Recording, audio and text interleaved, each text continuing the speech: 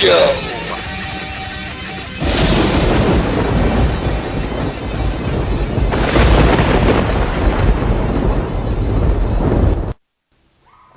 We'll be right back. The Will and Thunder Show. Be right back with Story Man, guys. Awesome. Woo! Right.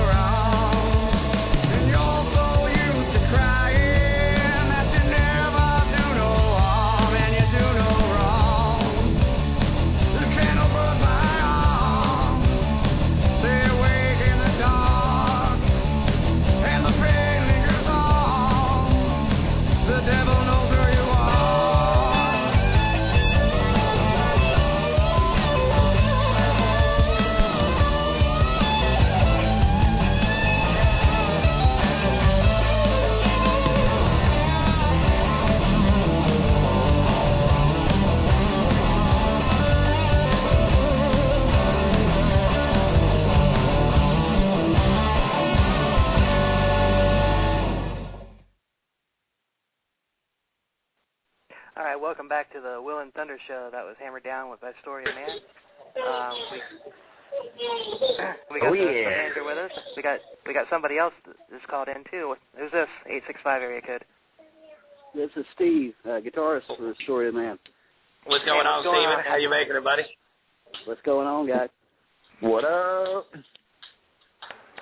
So now we've got the.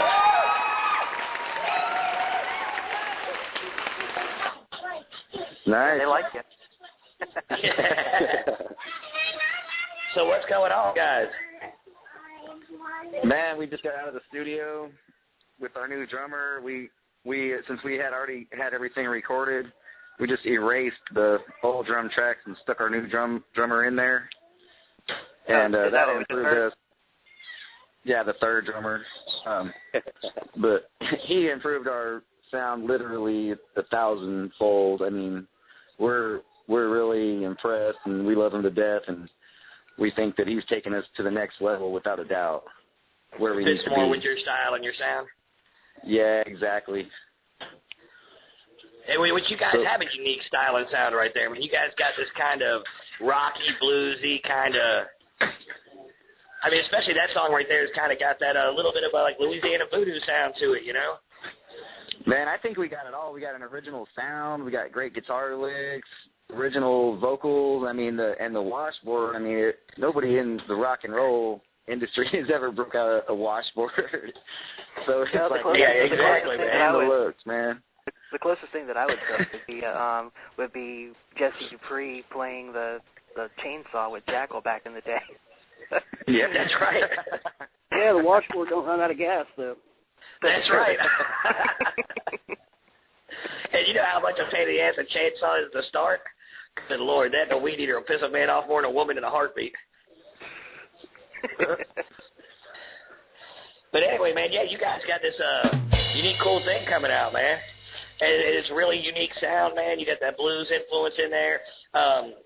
Guitar playing, I just love the style, the sound of it. It's kind of, you know, the flow of it. And the vocals, I mean, you got kind of that old school little growl thing to your voice, man. Yeah, man, I've been in go ahead. No, go ahead, man. I was just going to say, man, I've been in so many different bands. I've been in blues bands, rock and roll bands. I do a bunch of cover tunes on the acoustic. So and every time I've ever tried to do a cover tune, I've always tried to match the vocals perfectly. And like some of my favorite bands are like Pearl Jam and Alice in Chains. So whenever I would try to match their vocals, it's like I have a lot of those influences. And Jim Morrison, man, he's one of my biggest heroes. You know, I thought I was him for a while there, but where Bill and I are from, we're from Brevard County, Florida, which Melbourne, Sebastian, that whole area right there. That's where Jim Morrison did a lot of his writing, was right there in Brevard County, Florida. Jim Morrison is one of my idols as well. I think he was a genius, man. The Doors are fantastic, man. Yeah, definitely. So I've had a lot of major influences like that. Jim Morrison, Eddie Vedder. It's just, I mean, the list goes on and on, man. I'm a huge music lover, and it's always been my life, you know. It's like my love is music, and one of the things with our music is I want people to feel the same way I would feel when I would listen to my favorite bands play. And I actually think with this band we've been pulling that off, you know, but also I didn't want to be like somebody else. I wanted to come out original, and so that's where the whole blues, the metal-ish blues, and it's just a cornucopia of sounds that comes in, and it's something completely original. It's like I've never heard it before, and I just think we're totally onto something with the whole groove that we got going. Man, I agree with you. That's what we like to hear. Yeah, I'm stoked, man. And like I said, I've been in a lot of bands, and with this group of guys that we have right now, I actually feel like we can go somewhere, and it's like we do have it on a CD now. We got 6 songs done so far. We're going to finish it out and probably get 10 or 11 songs and then release the CD. But it's like, if nothing else, say we don't get signed, we don't make it, whatever, it doesn't matter to me, because it's like, man, if nothing else, it's something I can show my kids and my grandkids later down the line, you know, that, right, well, yeah, hey, it's as long as it's about the music and it's a true love. I mean, yeah, making it big, that's a dream everybody has, that, you know, ever picked up a guitar or a microphone, you know, and those are the perks and everything. But I've known a lot of people who never had a record deal in their life that have played music all their life. Yeah, that's and, me. and it's just the love of music, you know? Yeah, that's it, man. That's what it has to be. And when you touch 25 people, or if you touch 25 million people, as long as you feel your music's, you know, you're true to yourself, you're true to your music, and you're happy with the end content, you know, what you've done, you're going to change somebody's life. I mean, that's what it's about. It's about, you know, just expressing yourself in that way. Yeah, I mean, I haven't given up on making it, but I have changed my attitude towards it, and it's not about going out there and trying to make it big, and we're just all about having fun. And it's like, no matter what we do, we're not going to go out there and be assholes. We're just going to go out there and try to have fun with it, you know, and enjoy ourselves and do the best that we can do. And it's like, we all love our music. So if we love it and put our hearts into it, then we're hoping that the people who come out and watch us play or hear us, that, you know, that they'll get some enjoyment out of it as much as we do. Reward, you know. I like what Go ahead. Go ahead. I was saying, I like that doing it is its own reward, and you know, we're just glad to have you know, put this band together, because I know personally, if we don't play, man, I get stressed out, terrible tension. It's like the perfect therapy, and I want other people to have that same release I do when we play. That's my goal. Yeah. I like what I've, the one song that I've heard. I haven't heard anything else yet. I'll hear the other two when we break later. But, you were talking about, getting signed and everything. This show is not necessarily going to help you get signed or whatever, but the Facebook event page that I made for the that I make for the shows, these shows stay there for indefinitely, and you can use them. You can use the interview and everything if you need it, if somebody wants to hear it or whatever. So you always have that. So what you do is you just find the William Telltale page on Facebook, and then the top thing that's on there right now is the show. So and like it from your band. It's gonna be archived forever. Yeah. And I still can't find your Facebook page. That was my whole point in bringing all that up. I still can't find it. Man, see if you can go to Reverbnation and link it from there, because it should all be linked together. But I mean, we're just Story of Man on Facebook too. So I found a Story of Man, but it wasn't you guys. Yeah, I don't know, man. We've had issues with that from the beginning. I don't know. I do not know what's up with it. Like, I'm not a computer guru. Like, I couldn't tell you. Try looking up Story of Man band, maybe. I know on YouTube sometimes there's so many different things about Story of Man or the Story of Man. I know. So, I mean, you might have to, yeah. If you go on YouTube, you can hit Story of Man Hammer Down, and it'll pop up. And it'll pop video. right up. Which is a great video, by the way. You guys did a good job. It's good that you guys actually hired a professional to come in there and do your first video and do it the right way. Yeah. Because the professionalism shows on that. And that's something that helps push you guys forward as well. That was Jonathan King Productions down here in Jackson, local guy. And he treats us good. That's all music, too. Yeah, he records our songs for us. And he treats us fair, and he gave us a good deal on the video, hooked us up. But he's a good friend now, and we've got to know him the past few years, and he likes us, and we like him. So, it's one of those things we're going to stick with him as long as we can, because we like keeping it, he keeps it real, and it keeps it local, too. So. Well, Steve, I know you pretty well, man. You and me became buddies, man, when we were working together. And, Johnny, what's your last name, by the way? Johnny Williams, but, you can call me whatever. I mean, I've been called everything from Johnny Rockstar, Johnny Dread. Well, Johnny Dread fits, man. You people who check out this video, you'll know exactly who he is, man. But, yeah, you definitely have a distinct look as well, which is very Rockstar, man. Yeah, thanks, man. Yeah, I got the first Dreadhawk I've ever seen. I heard a rumor the other day that not only are you a great singer and great washboard player, but I heard that you're a pretty decent tattoo artist as well. Man, I dabbled in it, and I'm a pretty good artist and stuff. Did tats for probably that was just something I heard from a guy who kind of knows you, man, from around here in Jackson. So, yeah, Little Bird told me that you dabble a little bit in the ink world. Yeah.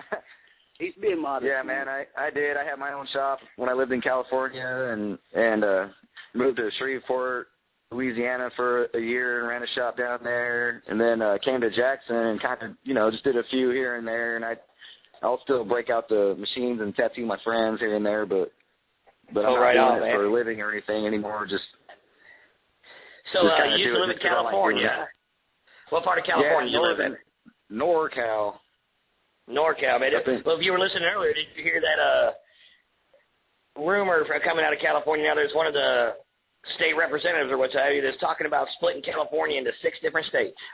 Yeah, that'll never happen, man. If it ever happens, it'll be 2. It'll be northern and southern, because that's how it is anyway. There is no different, you know what I mean? It's a complete different area. Southern California and Northern California are pretty much 2 different states. So I was in Northern California up in the mountains. So Lower Oregon. Yeah, pretty much. I mean, if you go around Chico, I was right in the middle, smack dab of Chico and Reno in a town called Quincy, which is it's a really small little hippie town, and they got a great concert venue up there every summer, the High Sierra Music Festival, and man, there's some great bands. It's like a week-long festival. It's great. When you were up there, I love that town. When you were up there in California, Northern California, did you ever get up to Seattle? Yeah, I mean, I didn't when we were up there, but when I met my wife, we did drive a truck for a while, and we had been through Seattle a few times.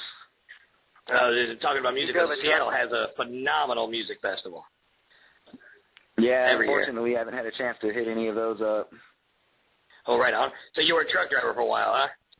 With your wife? Yeah, me and my wife, we drove as a team. Oh, man. I could not do that. Yeah, it's awesome, man. We hit every state.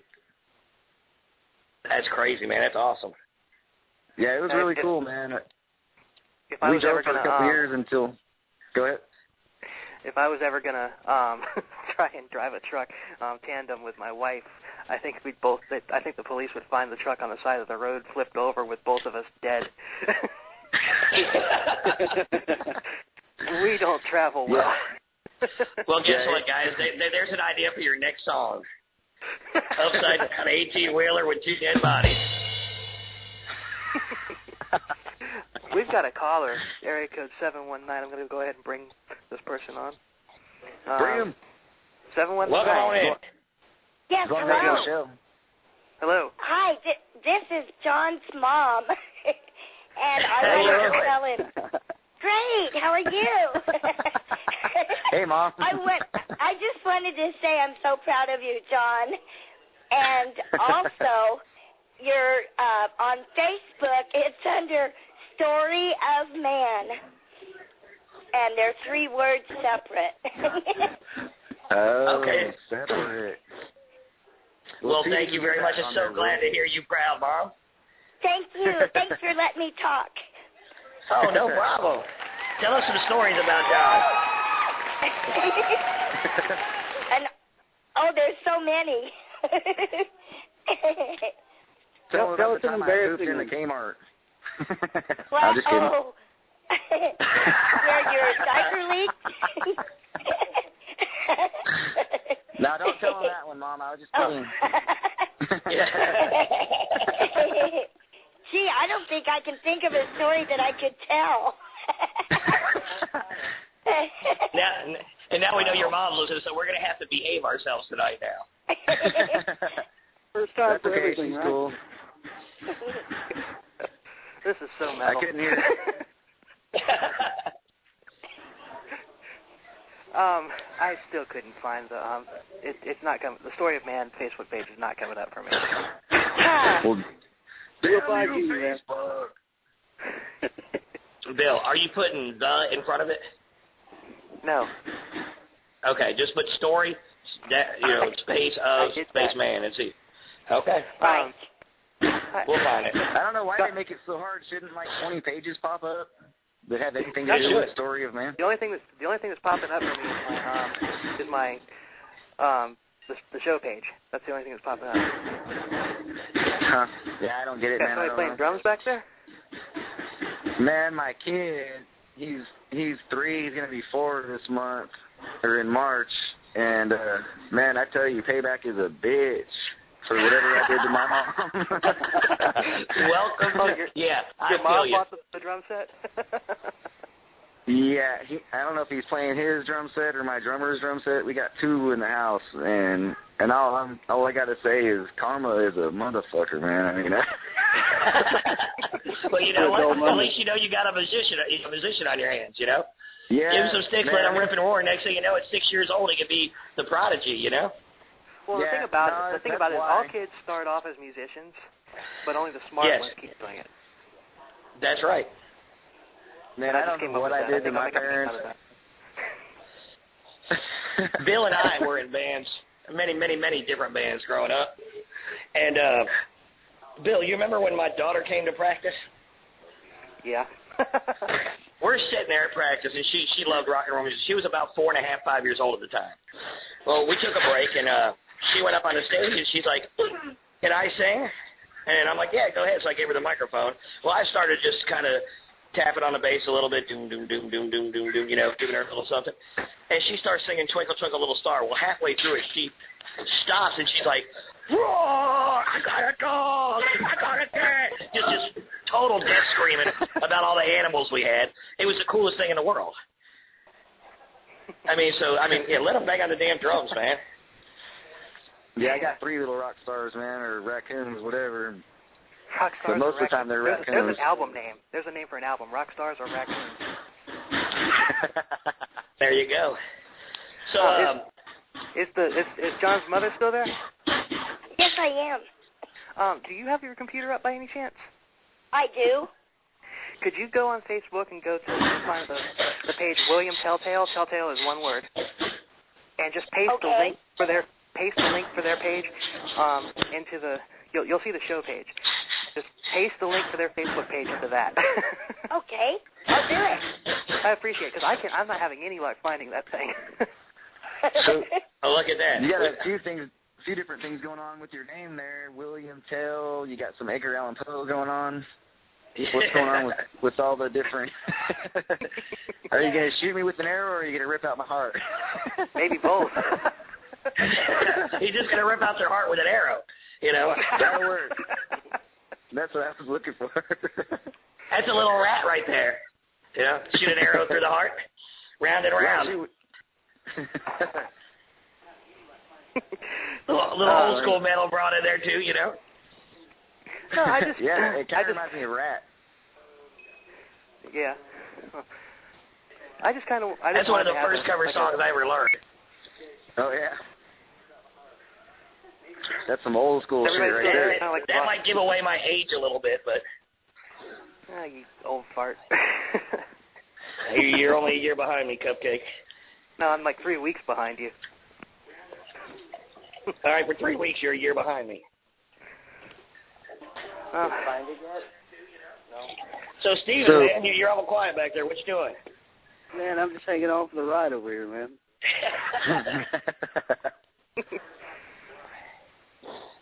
Man, we got some cool new songs coming out. Steven, he's the guitar guru. Man, he is amazing, like, with the blues riffs and stuff. So we're going to have a really cool blues song coming out that's straight kick-your-ass blues. Yes, and, I heard the guitar riff a couple days ago. And let me tell you what, man, that fucker grooves like you would not believe. I know. I'm proud of that. Steven, once again, going above and beyond. I mean, and, I started listening to you. What? You're talking about how great he is at the blues and everything. Yet a few weeks back we had a internationally known guitar god on the show who happened to have a blues album out, and you're like, man, I can't fucking stand the blues. No, that's not, no. I said certain blues is exactly what I said. It's the repetitive garbage that you hear when you go to a blues bar and you hear the bass player playing that same run up and down the neck while the guitar player is. Steven has blues influences, but he's got a lot of Eric Clapton in him too, so don't call me out when look, yes, there's a lot of blues I do not like, but he's got a lot of blues influences that are rock and roll that have, and his flows, he doesn't sit on one level. Like most blues songs do. He's even got a little George Lynch in him, man. Oh, yeah. And I've complimented him on that before, man, but I'm a huge Dokken fan from way back, and George Lynch has always been one of my favorite guitarists. And once in a while, man, Steven does some stuff that reminds me of him, and I'm like, dude, that was amazing. I can't even begin to play that fast, but, I listen to a lot of Dokken, and I got maybe some of that attitude rubbed off, because Lynch is definitely an attitude player. Oh, yeah. Well, see, that's the thing, and you don't have to. And you don't have to play fast. That's the thing, man. You don't have to be, what a thrash band to make it in music. As a guitar player, you don't have to be Yngwie Malmsteen. I mean, you take Yngwie Malmsteen and you take some of the guitar greats that, I'm going to say rock musicians, not metal musicians, that are, phenomenal. Look at Santana. Sure. Yeah. Hey, the sounds that come out of that guitar. Oh, that guy's a vocalist through a guitar, Oh, yeah. Everything he plays is so lyrical and beautiful. Yeah, if he played any faster, he'd be tripping over himself. But he doesn't need. And it'd be muddled. Yeah. You know, as I talked to you before, Stephen, there's two different types of guitar players out there. Well, there's more than two, but I mean two basics. You have some that are melodic and some that are mechanic. Who's to say which one's better? I think the melodic ones are better, the ones where you can actually feel it. Do I like listen to a mechanical once in a while that could just rip and shred all over the neck? Yeah, absolutely.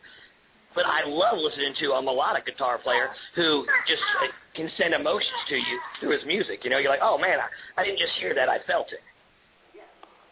You know, I mean, we were talking about cars the other day, and it's like a car, you know. Do you want to get in a Cadillac and enjoy the ride and lean back and, you know, take in the scenery and maybe, you know, maybe go on a little journey, or do you want to, you know, get in a souped-up Lambo and get there before you start it? You know, and there's a time and a place for all of it. Oh, yeah. Well, I want my Harley. That's right. Where you can feel the wind in your face and just cruise and, yeah, you know, God love it. So a little bit more about the thing. You guys just got a new drummer. Yeah, we just got a new drummer, and we Give me a little story on him. Man, he's a drummer from this band called Serenades with Hand Grenades, and they were another local band out of this area. And I'm sure they have their own Facebook page, so you could check out some of his old stuff in that band. But they kind of dismembered at the same time we were, you know, going through our little hiccup there.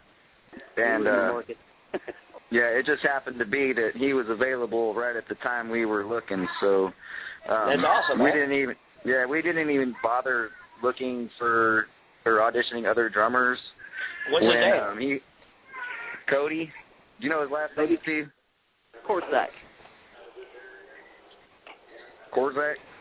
Yeah. Cody I don't know the spelling on that. But anyway, man, he's such a good drummer, and he fits in so good with us. I swear, the very first time that he came over and played with us, that we sounded better that day than we had ever sounded before. And he was exactly what we were looking for. And he's 23, he's young, he's enthusiastic, he has a great attitude, he's a really super nice guy, and we all just love him to death. So we didn't even hesitate to tell him that he was in if he wanted in. That's right. Yeah, and you fit the mold right there. Yeah, that's awesome, man. He loves us as much as we love him. Like we played 3 shows with him with Serenades and Hand Grenades, and also with Trash the Brand, who's another local band out of Jackson. And now they're Saving Abel. Anyway, we had got to know them through those shows, and we all liked each other and everything, so it worked out really good for us getting to snatch him up. And your bass player, that's Steven, that's your cousin, correct? Yeah. He had never even really touched the bass, and I couldn't find a good bass player. I knew his musical taste, and got him in there and started showing him a few things, and man, I'll tell you what, he's took off with it. Over the last few years, he's become a better bass player than I could. And that sounds familiar. That's almost exactly what happened with Thunder there. That's it, man. Man, it's like one of my greatest accomplishments just to look over and see him kicking ass every time we play. You know, I'm super proud. You can actually tell the difference. You guys did a little thing on local TV called Six in the City. Yeah. That was with our first drummer. Right. Well, I remember seeing it. I remember watching it. And your bass player was decent then. I mean, now listening to him play on his recordings you have, he's tenfold what he was then. And actually just fallen in place. And he actually plays bass. You know, he didn't adapt the guitar player mentality. Nothing wrong with that, don't get me wrong. But as a bass player, you need to play bass. He plays the bass guitar. He's not following you. He's actually playing with drums and everything.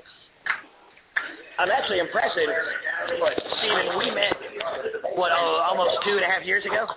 You there? You might have lost him. He has bad connection sometimes. Yeah. I'm here. Are you there? There he is. Yeah. I met you about 2.5 years ago when this thing was all kind of in the beginning stages.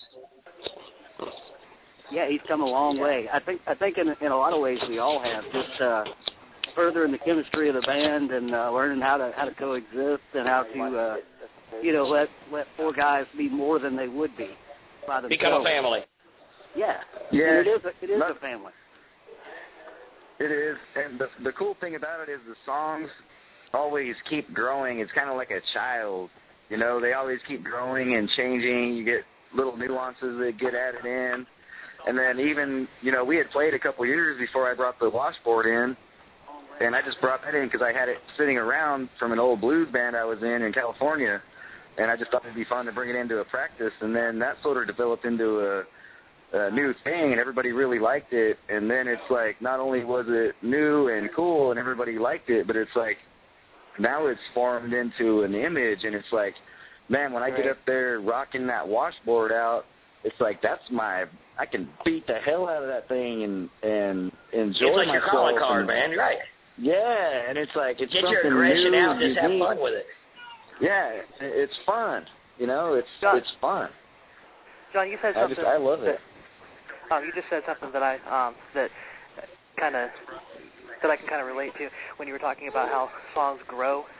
I was in a band one time with a bass player. I'm not knocking bass players. I'm not even really knocking this guy because he's pretty good. But go ahead and try, buddy. But it's like we would write songs and we'd play them out, and the songs between me and the guitar player, the songs would kind of start to grow, and we'd start changing things and everything. And this guy would be like, we hadn't even recorded the songs. This guy would be like, that's not how it goes. I'm like, does it sound better? Well, that's not how we wrote it.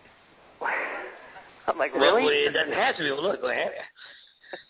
We started out like everything has room to grow, just like a child, man. Just because you write a song, one day and okay, here we go. It doesn't have to stay that way until you put it down on paper and put it down on, And actually, it doesn't even have to. It doesn't even have to stay that way, it. period, because you could just, right. You record something. I mean, look at Motley Crue and Shout at the Devil. They've got like 4 different versions of that song. And it just depends on what mood they're in the night, on a particular night, as to which version you get. Yeah. Very much like that. Look at the Grateful Dead, man. What's his name? Man, he never sang the same song twice. Every song was different. But I still want to go back and re-record all of my vocals off of every track, because it's like now I do them not completely differently, but there's a lot of subtle different stuff that I do now that's not in the recordings. It's like instead of going 2 octaves, I'll go 3 octaves on like Hard to Believe, which, man, Hard to Believe, when you hear that song, man, I love that song, and that was what had brought me with Steven and Jim, was that, and it had such a good sound to it, and when I had heard it, it didn't have any lyrics. It was just dry, and man, I just loved that song, and I wrote the lyrics to it. Hey, Johnny, let me tell you something real quick about that, man. My wife just listened to the new version of Hard to Believe and bawled her freaking eyes out, man. She said that's the prettiest thing we've ever done, man. She loves that song. Okay, on that note, let's break and play that song. Great. You guys want to do that? Hell yeah, let's hear it, man. Yeah, well, we're gonna break. We're gonna play that song. That's one of the ones that you sent me. Obviously, is this a new recording? What you sent me? It is the newest recording, but that is with the new drummer. Okay, is this the one that made your wife cry? Yes, it is. Okay, well, here it is. Hard to Believe with Story of Man, and we'll be right back on the Lone Thunder Show. Woo!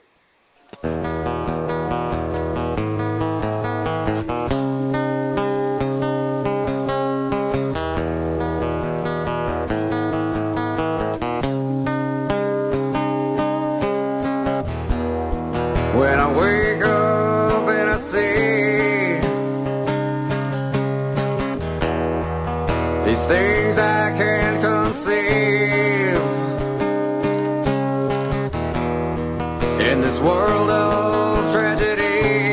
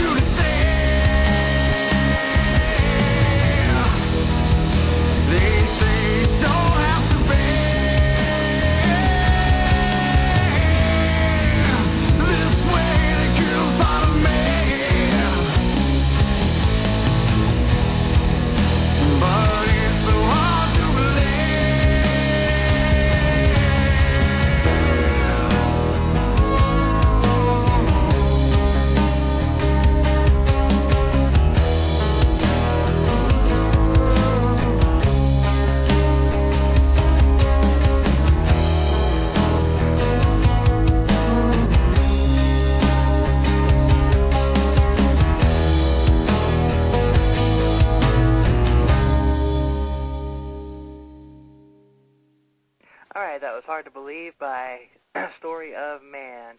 Yeah, and I like that. That was awesome. It was, man. that had a kind of a Creed feel to it, you know? That's what I was thinking. Yeah. Yeah, definitely. That was kind of one of the things that drew me to them. I love that sound, and I've always respected Creed as a band.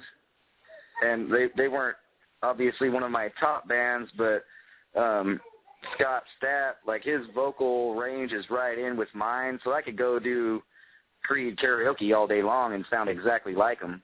Right. But, I'll tell you what, Steve, man. Steve hit that Mark Tremonti kind of feel in that big time. That was awesome, man. Yeah, there's some great leads. That's our most radio-friendly song right there. Like if we were to go to put one song on the radio, that would probably be it right there. Right, absolutely. But although our other songs, like Bleeding Hate, is a great song, it's like 7 minutes. Right. So you got to throw those factors in, you know, when you're pitching a song to the radio. So you couldn't. Yeah, just as far as those go. But I love that song. You couldn't condense it down? The 7-minute one? No, you really couldn't. No, there just ain't. I mean, you could, but you would cut half the song out, you know? I one time wrote a song that was, it turned into a rap rock song, and the reason being is because I had a whole lot to say. And somebody asked me, well, why did you do a rap rock song? I said, this rap rock song is 6 minutes long. If I had sung everything, the song would be 20 minutes long. Yeah. It was written about my ex-wife. So. Look at Inagata DeVita, you know? Oh, yeah. I mean, there's a lot of songs out there that are, 12 minutes long. I mean, not a lot, but I mean, some good ones out there. Hell yeah. I mean, at least it doesn't have like a 30-minute long organ solo in the middle of it, but we can always add that later. Exactly.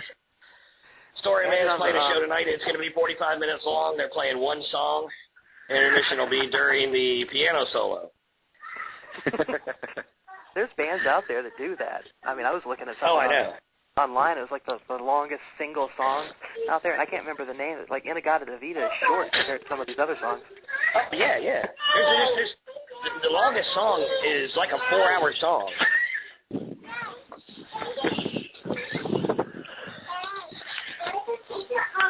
Yeah, I would love to have those songs. Like we were even talking about when we were doing live shows, adding extensions to our music and, kind of doing the jam band type thing, which makes for a great live show.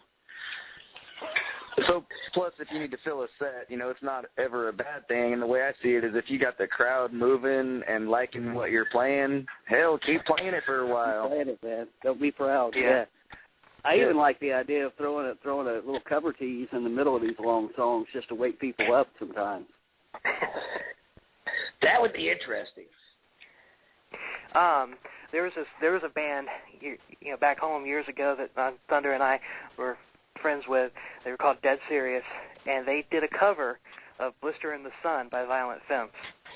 And in that song where they slow down and he's whispering the man I log, that part, he would always do something crazy in that part instead of just whispering the words. Like sometimes he would goof on bands and everything. Other times he would start talking about how he had this nightmare one night and he woke up and it wasn't a nightmare. Ted Nugent was in his room and told him about the facts of life, and it went something like this, and then the band started playing Cat Scratch Fever. They were awesome. But yeah, that's just what you reminded me of. Yeah, covers are a funny thing for us. We've been a band for like 3 years now, and we're just now starting to even touch on cover tunes. Yeah. Somebody's that's not a kid crying. That's a new sound effect you guys are working with, right? That's one of them raccoons I was talking about earlier. That's payback. Mom, are you still there? Nah, she dropped off. Mom. We lost Mom. Tell me what I did. Tell me what I did so I can rectify it. Yeah. Tell me what I did. Well, it's kind of like, you know, your parents saying, I hope you have a kid that grows up and acts just like you. That's right. He had 3. Well, I think payback is supposed to be tenfold, ain't it? I think that's a line we came up with to, you know, make sure that we feel better about our childhood. Yeah, I don't know. Yeah, I don't know, but that's, for some reason I think it's true because I don't remember myself being that bad. But I did shit in the Kmart. You shit in the Kmart. That's awesome.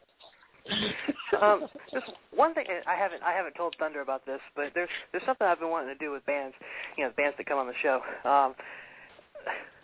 Tell us about your Spinal Tap moments. Every band's got them. They're all different. So let's hear about them. Oh man, all I know is turn it up to 11, man. That's all I got, man. Turn it up to 11. Yeah, we haven't really had many moments. I get slapped in the face with dreadlocks from time to time, but that's about it, really. Well, there you go. I mean, oh my God, I've got a bunch. I did a whole blog post. So do I. I know. I We've think never had anybody burst into flames. You know? Almost. Almost. There's a lot of stuff I look back on. Like, there's a few YouTube videos, and it's just like when we were first together, and like I said, how songs grow and change and stuff. Man, when we look back on our old stuff, it's like an infancy. Yeah. It's not embarrassing. I don't like to think of it as embarrassing, but it's more of like a learning curve, or at least a glimpse back to look and see how much you've grown. And it's like I can definitely look back now and say, man, we fucking sucked. You know, not that we sucked. It was chapter 1 in the story of man, you know, and you never get the whole story from the first chapter. It was Well, you know, the story of man starts out in Darwin's theory as an ape. So that's what maybe you guys are working your way up that way, you know? You're Homo erectus now. Yeah, I think, well, we had a sloth. And I wasn't calling you erect gay guys, but... Did he just give us gay points, man? What was that? I said, yeah, I bet homos make him erect. Yeah, that's Shut your mouth, you fucking dick. Oh, my goodness. I hope your mom's not listening right now because I'm about to verbally whip his ass. And the claws came out in the second hour, man. Exactly. That's pretty good. What the hell is that? I thought we were friends, man. What the fuck is that? Good God. That was really? For real? 20-plus years we've been friends, and that's where it ends up right there?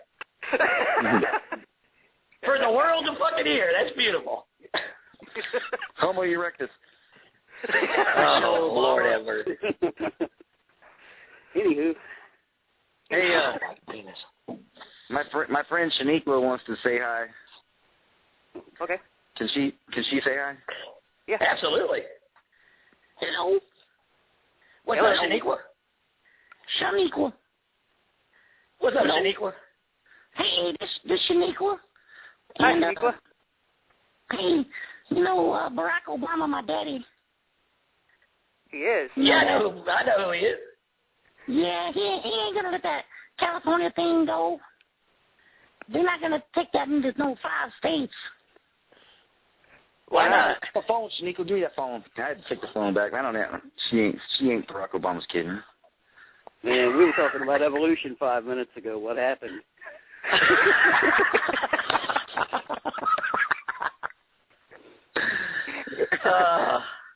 Man, There's Darwinism for you right there.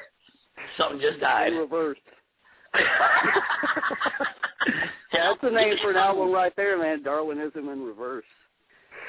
Oh. That is. That's your next album right there, Story of Man, Darwinism in Reverse. That's perfect. Ooh, That's a good idea. Perfect. It actually kind of cruised right there a little bit. Yeah. Hey, you could be like reverse evolution.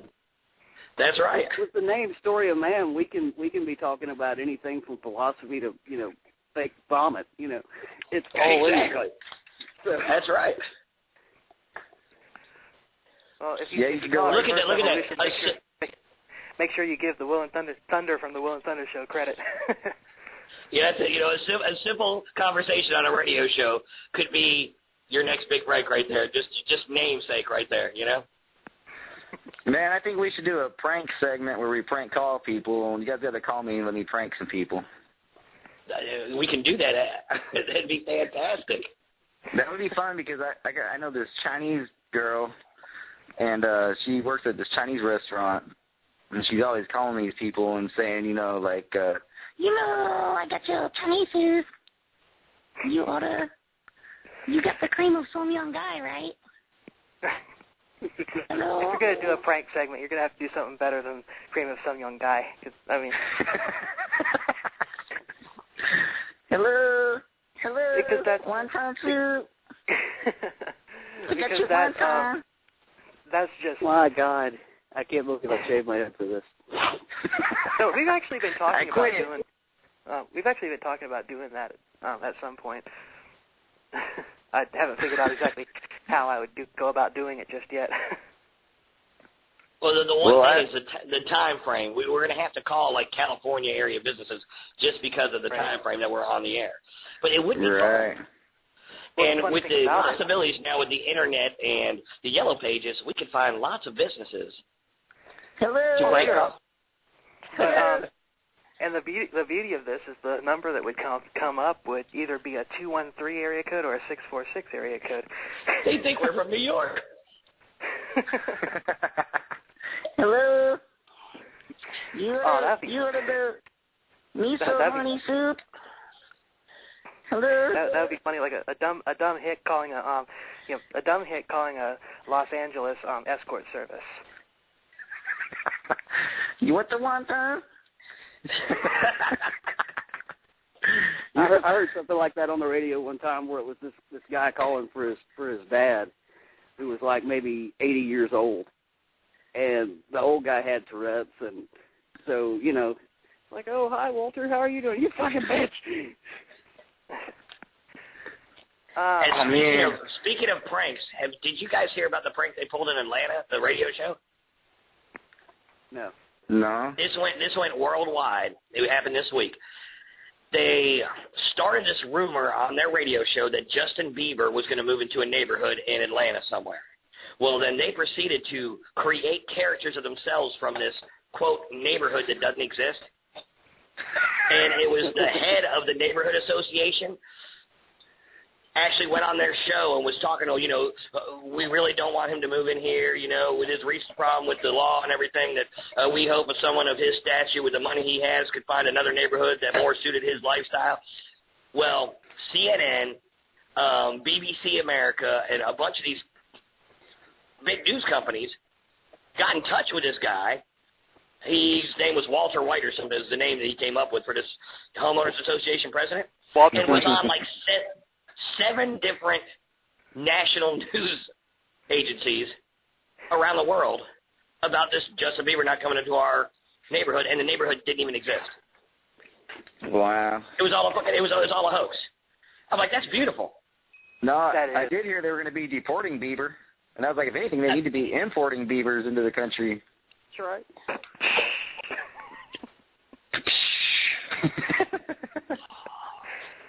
Sorry, I wasn't. That's the whole thing. The whole stupid thing with the Olympics of the bet whoever wins has to keep Justin Bieber, or whoever loses. Yeah, and we lost. We did, fuckers. Oh man, that was the hockey, United States versus Canada. Yep. See, I know. Hey, don't tell me the men are Bieber was gay.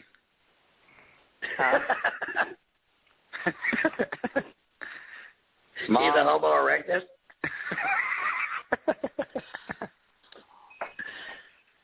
Homo erectus. Anyway, full circle. Exactly. Well, all right. Now back to the music. You guys have 6 songs recorded already. You guys are gonna either bring us to 10, 11, 12 songs or what so have you. About what time frame do you think you guys are going to have something ready for purchase? Man, at the rate we're going now, we're one by one putting them on iTunes. Now, Hammer Down is available on iTunes right now, but that is with the old drummer, so we're going to have to reboot that one. We're going to take down the old one, put up the new one. Because, I mean, it's not that we're embarrassed of our old drummer. It's just that we've reached a new level now. Sounds different. And, yeah, it sounds different. So it's like we want people to have the best quality of us that they can get. Absolutely. So systematically, they will be able to buy them one by one, and we'll probably get those going, you know, on a couple-week basis. So in a couple of weeks, we'll have another one on iTunes, a couple more weeks, another one. And then eventually, you know, at least for now, at least they'll be able to buy 2 or 3. And then pretty soon, then we'll have the whole album, or somebody, if they wanted the whole album, they could buy it. What about playing out? You guys have any, I understand you guys are in the studio right now, and that takes precedence, getting everything right before you go, you know, share it with the public. But do you have any gigs or anything that you guys are considering right now? Or? Man, we do have a gig lined up for May 10th, and I think that is going to be at the Tap in Jackson. And it's a great little rock club, man. Yeah, we're considering a gig in Memphis. I'm not sure where it's at, but that'll be March 9th, and it may be the Stage Stop, and I'm not positive on that, but it's a benefit concert. And we have done a lot of benefit concerts in the past, and we're one of those bands. It's like I said earlier about going out there and just playing for the fun of it. It's like we're not one of the bands who we have to have a certain amount of money or we're not going to play. It's like, man, we'll go out there and play for a good cause anytime if we can all do it. Or if, that's a way to get established anyway. I mean, and it gives back, you know, playing benefits. You know, there's a lot of people out there, and if you can give a little something, you know, not everybody has money, but you have time and you have music that you can offer that. I mean, that's as productive, you know. But, so you guys are playing at the Tap, and what date is that? It's May 10th. It's not 100% secured yet, but right on. I'm just waiting to hear back. But they were just waiting for a call back, and that's with the band 714, and they're out of Memphis. And that's a pretty good venue right there. They actually had national band in there a couple weekends ago. They got some good bands, man. They had Full Devil Jacket in there. Man, we can play the Emporium anytime we want. Dude. Which is another great rock club. As a matter of fact, if anybody's in Jackson, Tennessee, and you want to hear good rock and roll music at a good venue, go to the Emporium. It's fantastic. Yeah, definitely. That's got to be my new favorite bar. Same really. I love the Emporium. As a matter of fact, it's a great place. It's right out the back door of the establishment I work at. It's kind of my home away from home, man. It's where I've been a lot of bands through there, as a matter of fact. Yeah, we played there before. We played with Trash and Serenades with Hand Grenades. Mutual Live. Yeah, they said, you know, we're pretty much welcome back whenever we want. We're just kind of retooling right now with our new drummer, get a few more practices in, and then we're going to go get ready for this summer and hit the scene and try to hit it hard. There you go, man. Yeah, I can see you guys be a good fit with the Emporium right there. I mean, it's a great little rock club, man. It's nice to see Jackson. I mean, Jackson's a great place, too, because you're so centralized between Memphis and Nashville. And, I mean, there's a lot of music that rolls through this area. Oh, yeah. You know, so, I mean, just meeting and talking with other bands that, you know, could carry you guys along with them to other places as well, I mean. Yeah, if it's possible. I know, you know, some of us have jobs and some of us are Mr. Moms and, you know, we all got our own thing going. So, you know, we just try to collaborate the best that we can and try to get our practices in. And it's kind of one of those, you know, it's not quite the fourth quarter yet, but it's like, you know, can they make it back from falling behind game? And it's like, I don't know, but it's like the years go by quick, man, especially now that I got kids. It's like, man, you don't just realize how fast time goes until you got kids, and then it's like, oh, absolutely, boom, boom, and like the only thing I could say is the older you get, the faster time goes. When you're young, time drags. But when you start getting old and then you have kids, yeah, it's like, man, it goes quick. So it's like, I'm not like trying to waste time. I want to go out there and have fun. And I mean, like I said, that's what it's about. It's about getting out there and just having a good time, having fun, playing our music that we love. I mean, every time that we play, especially with our new drummer, man, I'm falling deeper in love with my music, which is something that I love, is because, man, I have loved bands that, they have given me inspiration, like Pearl Jam, It's like, man, you don't know how many times I've listened to those songs, and, they've taken me places, and it's like an escape, So it's like, I just want to share that. Exactly. And it's like more and more. Speaking of Pearl Jam, with us being from the Jackson, Memphis area, you remember the story about the Memphis 3? The Memphis what? The Memphis 3, the big murder trial that went on with the 3 guys that were supposedly Satanists. They killed the 3 kids and everything, and they've been released from jail since. Nah, man, I'm a California boy, man. I don't know nothing about that. Oh, yeah, so you weren't here. Steven, you remember that? Yeah, I remember those guys. Yeah. Well, Eddie Vedder was one of their biggest proponents for getting them released. Yeah. Metallica was pretty big on getting those guys busted out of jail, too. Yeah. Eddie Vedder had a big benefit concert for them. And he went before the judge and everything. I mean, he was serious about this. I just watched a big biography about, the whole situation and everything, but it's just kind of a tie to Eddie Vedder to our area right here. Now, were these guys innocent or something? Well, they were convicted and put in jail. Mm-hmm. But then they went back through the case, and DNA evidence wasn't matching, and this and that wasn't, there's still no proof either way. They had to plead guilty to some lesser crime, but were released like time served. Okay. Damn you, public defender. It's such a strange case. It's so hard to explain. I mean, you'd have to actually watch the documentary to get all the information out of it. And it's still kind of confusing. You what? I was saying, and that's why I wrote this song called Bleeding Right. Anyway. But I was just kidding. That took us way off kilter there, and I did not mean to do that. I was just trying to tie Eddie Vedder to our area and us and all that kind of stuff. But anyway. Good job. So did you grow up in California? No, actually, I'm a Colorado boy, man. All right. But so you started Colorado to California to Louisiana to Tennessee. Yeah, I guess you could say I'm a gypsy of sorts. I've been all over the fucking place, man. And you got to throw Texas in the mix. Say what? How'd you wind up coming to the South? Man, family. Oh, okay. My dad lived in Texas. My mom lived in Colorado. And so I was always back and forth seeing one or the other. And later on, like, I moved to the Rocky Mountains, way up high in Gunnison, like around Crested Butte, Colorado. They had the Winter X Games up there a few times.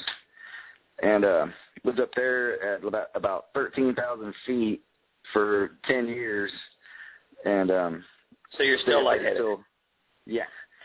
Stayed up there till 2000, moved to California for about 6 years, and met my wife.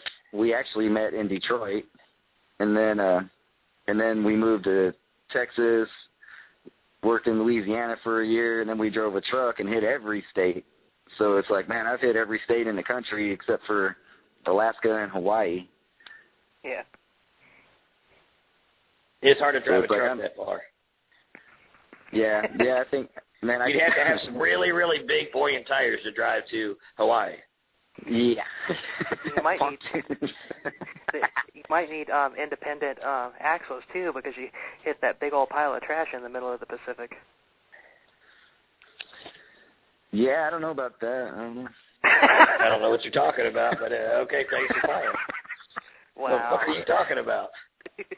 Unless you're talking about Easter Island, man. I don't. That went over like a fucking lead balloon. All right, thanks for playing. Okay, fine. Look, I really don't know where that came from. All right, Bill, put the medication down. Put the medication down till after the show. It's only ibuprofen. It's only ibuprofen. Yeah, it's only aspirin, man. It's a BC powder, damn it. Don't snort the BC powder. It doesn't work that way. Yeah. Goodness. Over there snorting Sweet and Low, thought it was Diet Coke. Man, do not snort Sweet and Low. A lot of people have died from huff and pan. That's right. Don't freebase the pan spray. Do not. I don't know how we got it. How do we do this? How do we go from something to something like that? Anyway. I don't know. How do you go from, like, California to Michelle Obama? Huff and pan. I don't know. And Steve is just in the background going, what the fuck are they talking about? Man, I'm just filling out my taxes over here, man. What you talking about? Well, I want to hear that new version of Bleeding Hate, man. I haven't heard it yet. Okay. You got that? Was that one of the songs that they played? That he sang? I think it's actually labeled. I think it's still labeled "She Is," but it's called "Bleeding Hate." Right. I got it, and I labeled it "Bleeding Hate." So. Good man. All right, yeah. Well, we'll go ahead and play that. This is Bleeding Hate with by Story of Man, and we'll be right back on the Lone Thunder Show. Woo!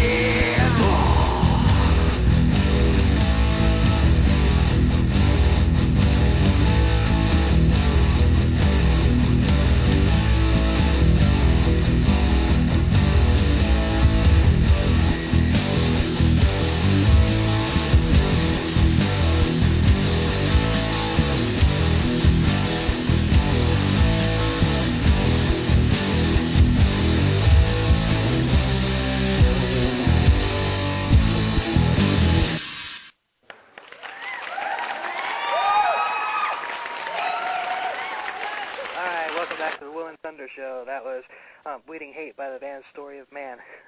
That's a long song. Yeah, it is. That's a song I'd love to hear live. I bet it just makes you want to pound about 6 beers in a 7-minute song. Man, that song is full of aggression, and like I play guitar on that one. I don't play the washboard, but I'm still slinging them dreads around, and it's a lot of fun to play that one live. Who's doing the backup vocals in that? I did the backup vocals and the front vocals, but that was a studio. Do you do the backup vocals like that on live? You know, when you do it live? Does somebody else do that?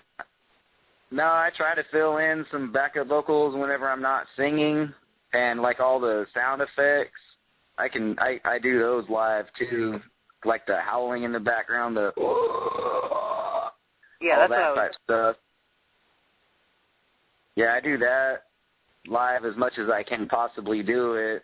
Sometimes I have to catch my breath in between, and some of our songs have a little echo in there, and I don't use any effects or anything. I might use a little reverb or whatever when we're playing live, so I'll just echo. If I have an echo in the song, I'll just repeat it, you know. try to compensate, make it sound kind of like that when we're playing live. Now, is that one of your more aggressive songs, or do you guys get heavier than that? That's probably our most aggressive song at this point. Hammer Down is pretty heavy, but that's more. It's got more of a blues riff to it. Right. We got a song called The Fire, which is heavy, but it's kind of bluesy too, and it has a washboard in it. And we got a couple more songs. Which one? Never Fall? Yeah, Never Fall. I don't know. Does he have that one? No, I don't. I've played everything I had. Oh, okay. Yeah. Do we still have Thunder? Well, Thunder. I'm here. Can you hear me? Yeah. Okay. Look, I hear had it on Thunder. mute dude, I had it on mute for a second, and I've been sitting here saying, hey, hello, hello, hello, and no one's listening to me. I thought I was just being ignored like usual. But anyway. Will, real quick, William. Sure. If you could pick one band that last song sounded like, which band would it be? I was just thinking that they would probably go over really well with King Shifter. They would go over, but I mean, that band sounded like a national band, huge band. That song, so much to me, one of my favorite bands of all times, with the vocals and the guitar riffs, which, Steven, God bless America, son, that was awesome, man. Thank you. Look, I'll tell you right now, if I heard that song on the radio, I wouldn't, I mean, not because I don't know you guys, but if I didn't know who it was, I'd have thought it was this huge national band. Who? Alice in Chains. Whoa. I'll take that any day, man. Man, That we've song, heard. look, man, as I was listening to it, I'm like, oh, wait a minute here. And I'm talking old school Lane Staley. The way you dubbed your vocals there with your vocals and a little bit of the overdubs on the harmonies or whatever, so much sounded like Alice in Chains. Yeah. I didn't Like hear that. old school Alice in Chains. Thanks, man. We'll take that any day. I love getting those compliments. We've heard that a lot. We've heard Creed a lot. Pearl Jam. I'm telling you right now, Society. you said the last song we listened to was your most radio-friendly song. I think that one right there, in this time frame where music is right now, would be one of, if not the best radio song right there. Because that one right there, I mean, it had the heavy guitar and it still had the groove and the vocals. I don't know, I loved it. Thanks, man. That song's also 7 minutes long. I understand that. In the Well, you know what? Go, baby. Yeah. It's one of those things where it doesn't matter if something's good, it's good. Man, I don't care if it's 4 minutes or 7 minutes. Stephen Hell, Foley, I've given my wife 3 minutes of her best times of her life. Yeah, Stephen Foley said when we played with them, he said that was his favorite, and he wanted a copy of it immediately. So, and it's awesome, man. I mean, it very much had such a heavy feel. I mean, but still, I don't know. I really like that, man. And that one was a little away from the blues sound. Right? It was more crunchy, and I don't know. I love the guitar sound you had on there, Steve. I mean, man, the sound of your guitar. I'm a metalhead from way back, but you know, I quit metal for a few years and played nothing but blues, so they're both kind of always going to be there for me. Just depends on my mood. You have a that nice day. mix of both of them. Don't get me wrong. That one was just a little heavier on that end of on the rock scale right there. I really felt the Alice in Chains vibes on that one right there, which is like, man. And I can see a video of the longer we that. go, the heavier it seems we play. So there should be more of that coming. man, that's I gonna can be really one of the, see a video done of you guys doing that song and everything that you film in like a sepia kind of thing. Man, I've got an idea for that video where it would be like a 7-minute slasher flick. I mean, look, man. Do me a favor. That would work.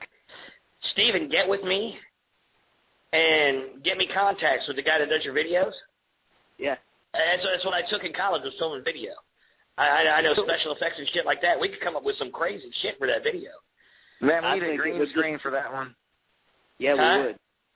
We need a green screen for that one. I was thinking like the theme for that one would be like a superhero / flying around, and like he rescues somebody falling from a building, and then he takes them up to a mountaintop, right, after he saves them, and then he hacks them to pieces. How awesome is that? Serial killer superhero. Yeah, exactly. And then like he goes saves. There's another album title for you guys. What? What's that? I'm gonna have to write. How do you have reverse Darwinism and superhero serial killer? If you guys don't make 2 albums, I'm gonna steal those fucking names right there. That's great band names. Tonight on stage we have reverse Darwinism and superhero serial killers. It sounds like 2 fucking goth bands or something. Those 2 band names sound like they would have been featured on our show last week. I know. Superhero serial killers. That's nice. Yeah, that'd be great, man. The superhero, he goes rescue this woman getting run over by a train. He saves her, takes her to a nice, fertile mountain valley, and then he hacks her to pieces. Wow. And has sex with her dead body. I mean, why stop there? Why stop there? You know, why stop there? Like a movie. Oh, my goodness. Yeah, I love it. You gotta love the mind of a musician. You gotta love the mind of a musician right there. That's where it goes. I don't know why tonight I cannot say musician without trying to say magician. Because we are magic. It's magic. It's magic music. Here's the movie. Here's the trailer for that. Coming to theaters this July 4th. Superhero serial killer. Pray he doesn't come to your rescue.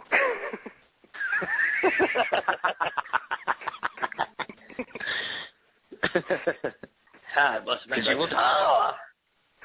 Because you will die. Gotta have the echo in there, you know? Rated well, I'll tell you what, guys. Exactly. Arg. Arg. Arg. Oh man, because we were. Hey, well, one thing. Wait. Let's get back to my looks for a second. The hair. Have you guys seen the show Vikings? I've seen bits and pieces of it. It's got the same actor as the guy for Sons of Anarchy. Yes. Man, I'm an exact cross between both of them. I'm a biker Viking, a biking. Biker? Okay. Now that I know that you like that kind of humor, guess what? Oh. You can ask Steven. I am about 5 foot nothing, but I weigh about 200 pounds. I'm a pretty big guy. I'm gonna join midget wrestling as the giant. Man, that's one of my running jokes. I'm like, that dude, he looking like a giant midget. You know? That's me. You looking like a giant midget. You know? I'm going to join midget wrestling as the Little Big Show. You know, a giant midget. Yeah, Thunder's about 5 feet both ways, you know. How you say No, not quite that bad. I'm 5 foot one way and 3 feet the other. And when I lay down, another 5 feet. But anyway. How you say hot dog? You know, in America, hot dog. God bless prosthetics.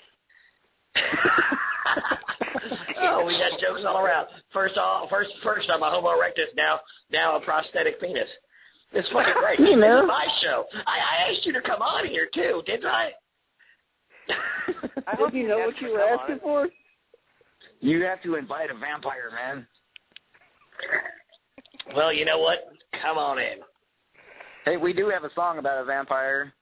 It's called Last Sunrise, and you don't have a copy of it, so sorry. Okay, well, do me a favor and promise me one thing. Man, when we get our stuff recorded, you will be the first sparkle, one. do they? Your vampires don't sparkle, no. do they? No. Okay, they're real vampires then. Yeah, no sparkling, no glitter. I'm going to tell you one thing, guys. You guys have been a lot of fun. Johnny, it's been a pleasure talking to you, man. I've known Steven for a long time, man. And I know how serious he is about his music.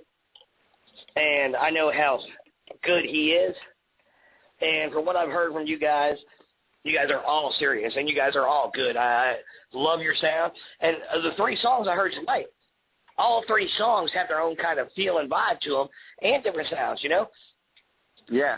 It's yeah, not just a blues thing. Yeah. I mean, no, our album, whenever we get our album done, it's going to be a complete mix. Like, every song is a little different, but that's what's us, man. That's us. It's not all one thing, but it's all unique.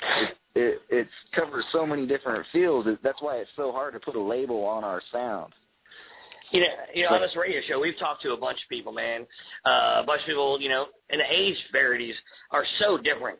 The people we've talked to. We've talked to some people that were 17, 18 years old, just coming out of high school and trying to start bands. And then we've had guys that are, you know, in their late 40s, early 50s that are still doing this thing we love, you know, this thing we call music. You guys are in the mid-range right there. You guys, what, in your mid-30s? Yeah, pretty. I mean, I'm 27 at heart. I'm 25. Well, the point of what I want to say is, you know, you guys are, you know, I'd say late 20s, early 30s, even creeping up on 40, you guys still have a vision. And you guys are still serious in putting out music. You guys haven't hung it up and put on the flowered shirts and playing Jimmy Buffett tunes just to be able to play on the weekends. You guys are playing what you want to play, doing what you want to do. And you're not in your 20s anymore. You're not kids anymore. It's not the whole, oh, I want to be a rock star thing. It's, I'm a musician, and this is what I do. It's what I love. Yeah, that's it, man. And that's what it boils down to, and that's what I've said from the beginning, man. It's just for the fun of it, and if something happens, it happens. If it don't, at least we can say we had fun. Well, on top of that, you know, it's about this right here. I'm an artist, and this is what I do. This is what I do. You know, and I wish, I'm an artist too. I'm a bass player. I just know where my parameters are at this point in my life that I don't have the time to put into it with having to keep up with the finances I have. But what I do is once a week get to talk to musicians like you and keep in music. And prosthetic penis. Yes.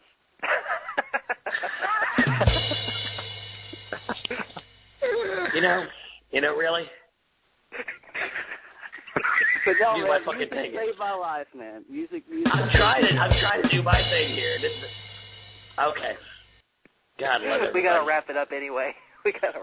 Plug your ears, Mom. Plug your ears. You didn't hear the prosthetic penis part. So remember, from the Will and Thunder show, you need to wrap it up.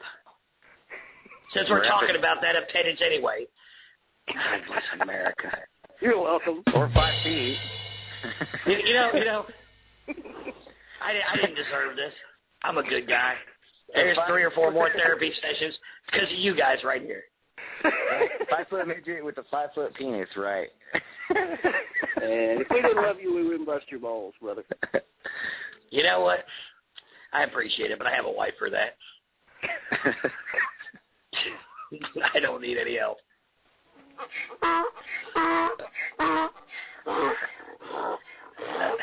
That's my life in a nutshell. That's your life or your wife? It all fits the same. It all fits the same right there. Anyway, you guys were friends. I did too. I really did. You know, I love all you guys, but I guess I'm feeling it's not mutual. So here I go once again. Well, welcome to another beautiful night of the Will and Thunder Show. I'm going to go inside and bury myself in a bowl of mashed potatoes and gravy and maybe ice cream or something. I guess that's what you do when you're upset. No, that's what you do when you're pregnant. Hey, I might be that.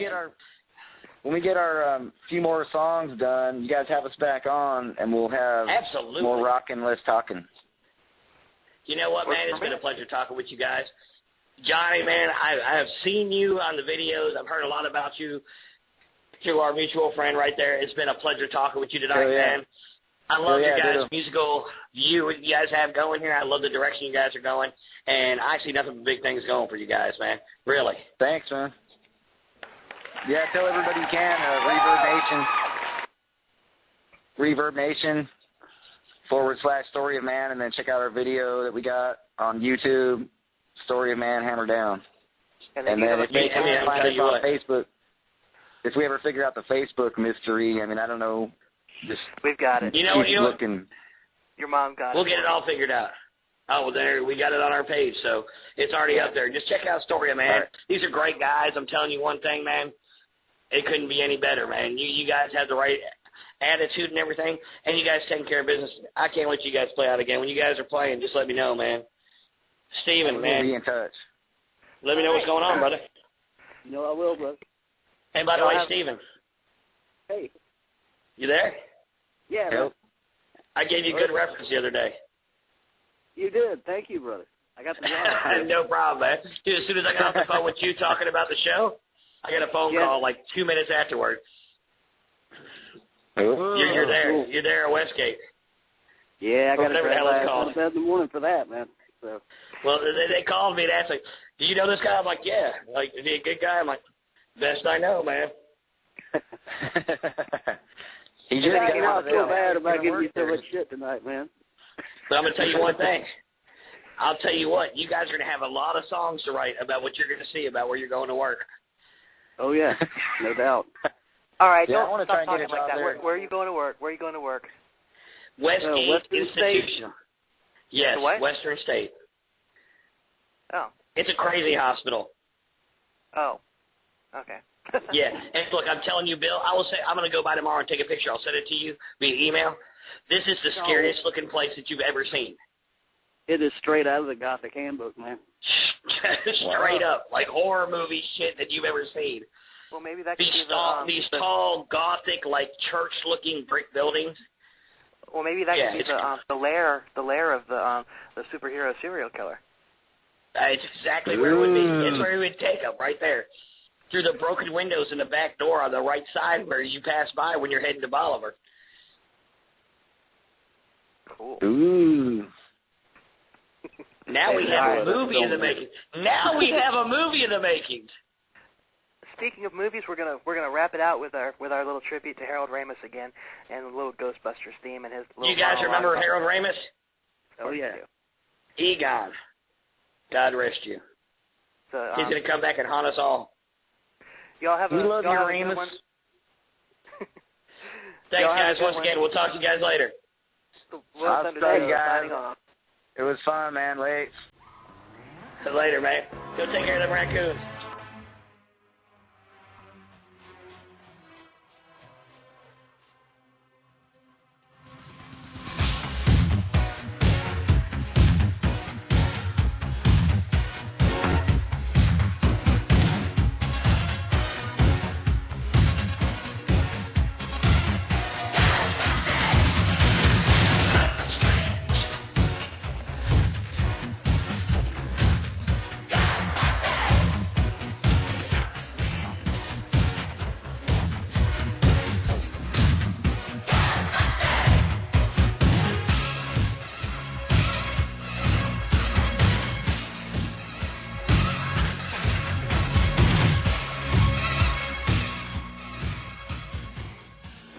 It's getting crowded in there, and all my recent data points to something big on the horizon.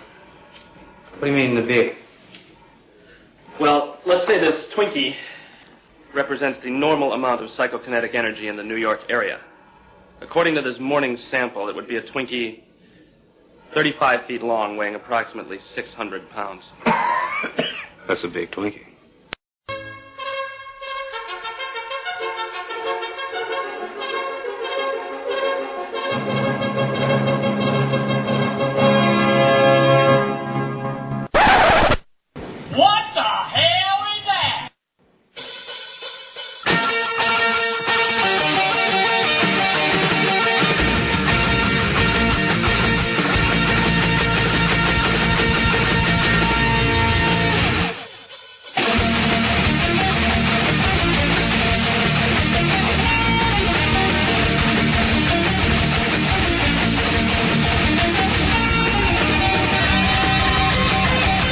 Welcome to the Will and Thunder Show.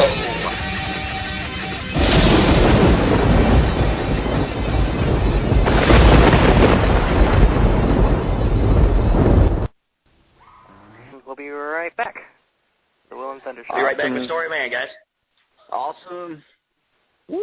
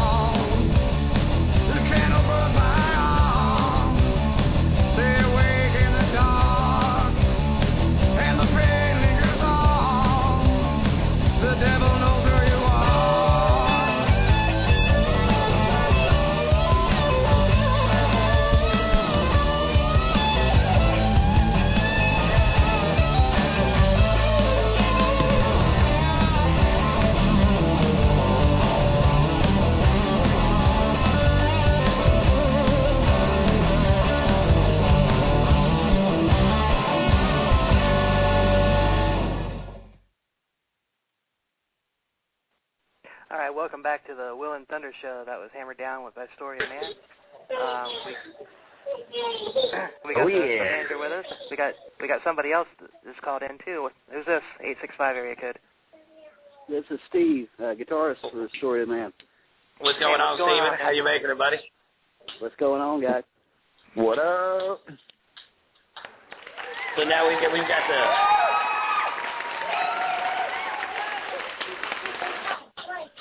Nice. They like you. So what's going on, guys?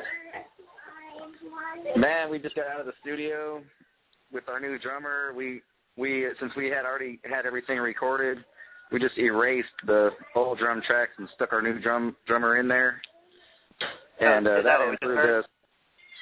Yeah, the third drummer. But he improved our sound literally 1,000-fold. I mean, we're really impressed, and we love him to death, and we think that he's taken us to the next level without a doubt, where we need to be. Fits more with your style and your sound? Yeah, exactly. Hey, what you guys have a unique style and sound right there. I mean, you guys got this kind of rocky, bluesy kind of. I mean, especially that song right there has kind of got that a little bit of a, like Louisiana voodoo sound to it, you know? Man, I think we got it all. We got an original sound. We got great guitar licks, original vocals. I mean, the washboard. I mean, nobody in the rock and roll industry has ever broke out a washboard. So it's like, exactly, man. The looks, man. The closest thing that I would say would be Jesse Dupree playing the chainsaw with Jackal back in the day. Yeah, that's right. Yeah, the washboard don't run out of gas, though. That's right. And you know how much a pain in the ass a chainsaw is to start? Good Lord, that and a weed eater will piss a man off more than a woman in a heartbeat. But anyway, man, yeah, you guys got this unique, cool thing coming out, man. And it's a really unique sound, man. You got that blues influence in there. Guitar playing, I just love the style, the sound of it. It's kind of, you know, the flow of it. And the vocals, I mean, you got kind of that old school little growl thing to your voice, man. Yeah, man, I've been in go ahead. No, go ahead, man. I was just going to say, man, I've been in so many different bands. I've been in blues bands, rock and roll bands. I do a bunch of cover tunes on the acoustic. So and every time I've ever tried to do a cover tune, I've always tried to match the vocals perfectly. And like some of my favorite bands are like Pearl Jam and Alice in Chains. So whenever I would try to match their vocals, it's like I have a lot of those influences. And Jim Morrison, man, he's one of my biggest heroes. You know, I thought I was him for a while there, but. Where Bill and I are from, we're from Brevard County, Florida, which Melbourne, Sebastian, that whole area right there. That's where Jim Morrison did a lot of his writing, was right there in Brevard County, Florida. Jim Morrison is one of my idols as well. I think he was a genius, man. The Doors are fantastic, man. Yeah, definitely. So I've had a lot of major influences like that. Jim Morrison, Eddie Vedder.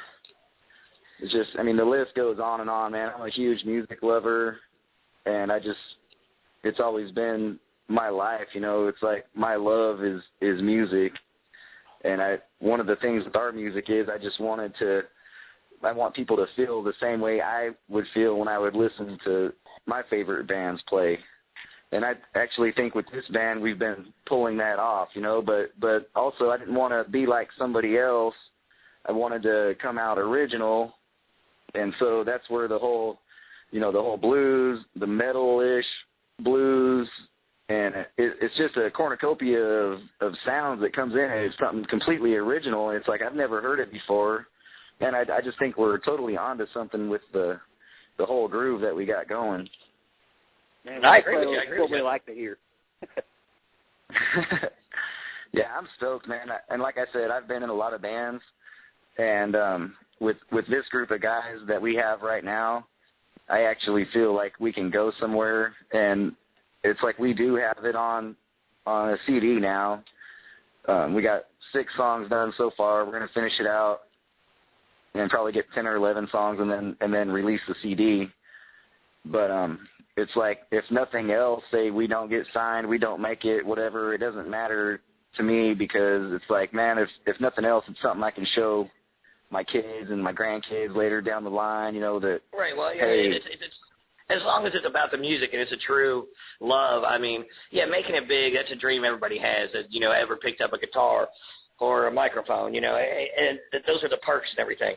But I've known a lot of people who never had a record deal in their life that have played music all their life. Yeah, that's and, me. and it's just the love of music, you know? Yeah, that's it, man. That's what it has to be, and whether you touch 25 people or if you touch 25 million people, as long as you feel your music's, you know, you're true to yourself, you're true to your music, and you're happy with the end content, you know, what you've done, you're going to change somebody's life. I mean, that's what it's about. It's about, you know, just expressing yourself in that way. Yeah, I mean, I haven't given up on making it, but I have changed my attitude towards it, and it's not about going out there and trying to make it big, and we're just all about having fun. And it's like no matter what we do, we're not going to go out there and be assholes. We're just going to go out there and try to have fun with it, you know, and enjoy ourselves and do the best that we can do. And it's like we all love our music, so if we love it and